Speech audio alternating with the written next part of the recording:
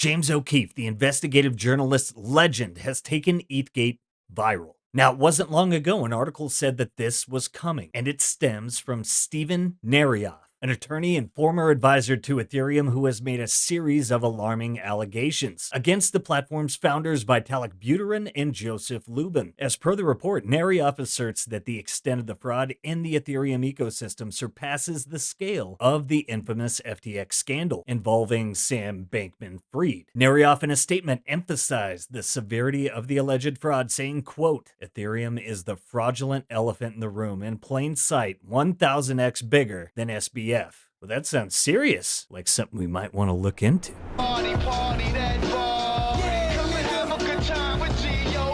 Now, we all know the FTX case, one of the leading shitcoin fraud cases and just fraud cases of all time that resulted in the financial loss of about $8 billion in customer funds. Now, these funds were misappropriated in FTX accounts and millions were transferred into a subsidiary company, Alameda Research, owned by SBF. But now old buddy is going to have some interesting bunkmates for the next couple decades. And things are getting spicy for ETH as well. Steven Narioff disclosed that the founders Joseph Lubin and Vitalik Buterin have allegedly been colluding with corrupt U.S. government officials from some of the highest federal agencies. Steven's case, many in the crypto community allege, highlights a multi-agency coordinated effort to prosecute what they would consider to be whistleblower. In September of 2019, the FBI obtained an arrest warrant. Steven Narioff alleges the FBI searched his house, went through boxes, looked through documents. Steven alleges the FBI put him in a van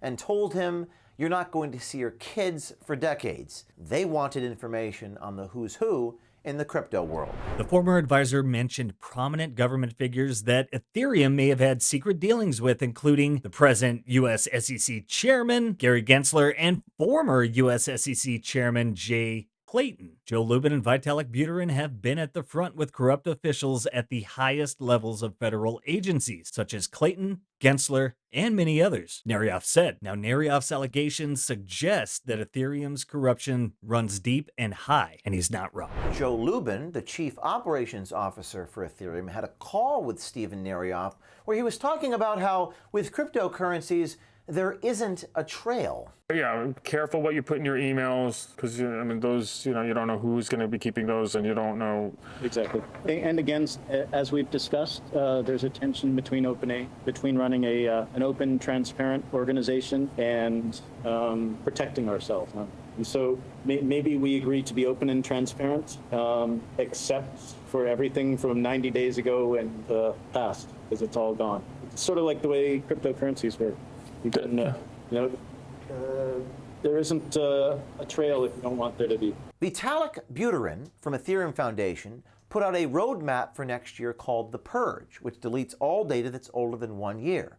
Bitcoin is immutable, and many believe this is fundamental to cryptocurrency. So the question remains, why delete history unless you're trying to hide something?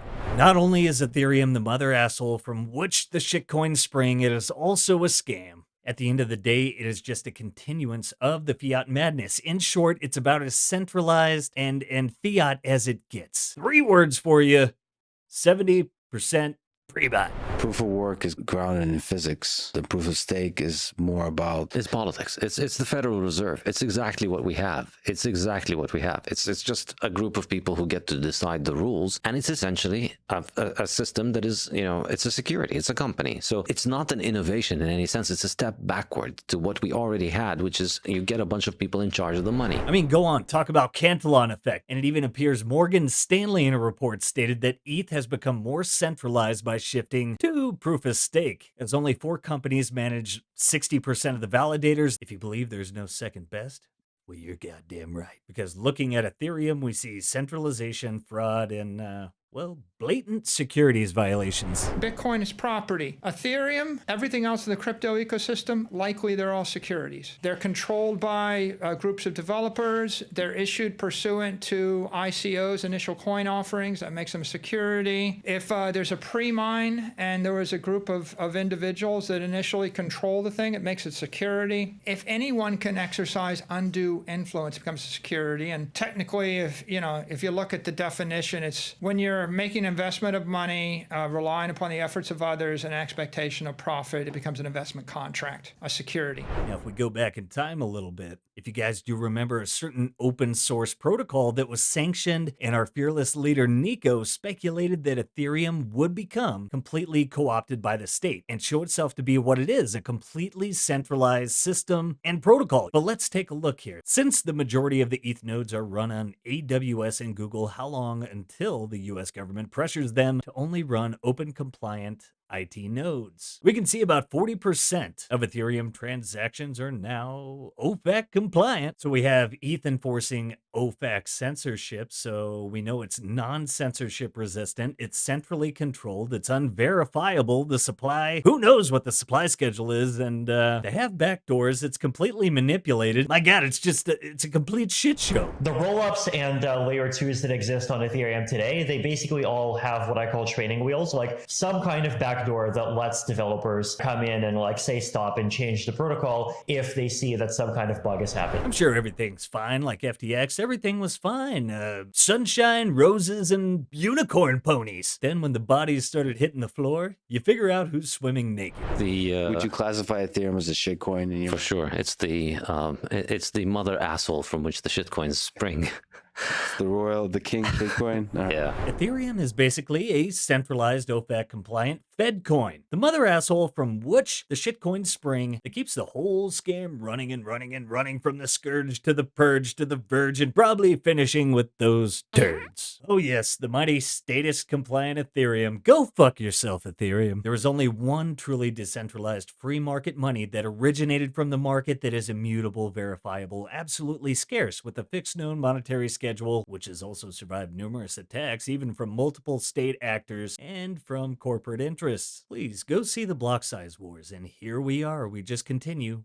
TikTok next block. Let's take a moment to recognize our sponsors, the Bitcoin Way. Simply Bitcoin originals are powered by the Bitcoin Way. They bring over 25 years of cybersecurity experience. They are your IT team in the Bitcoin world. They help bridge that gap from the why Bitcoin to the how Bitcoin. And as your dedicated Bitcoin IT team, the Bitcoin Way is here to guide you from start to finish on your journey to properly self-custody your Bitcoin. From your first wallet node to advanced multi-sig security, inheritance planning, and much more, the Bitcoin Way has got you covered, and they will hold your hand and walk you through the process toward becoming a sovereign individual. Hey, looking to get started, looking to become a master of self-custody, you can schedule a free 30-minute call using that link below. Now, ladies and gentlemen, as the mother of all supply squeezes heats up, you're going to want to get some Bitcoin before the suits run the exchanges. Be sure to check that out. And big reminder, don't shitcoin. It's bad for you. Basically a guarantee of herpes. Hey, hope you have a good one. I'll catch you tomorrow.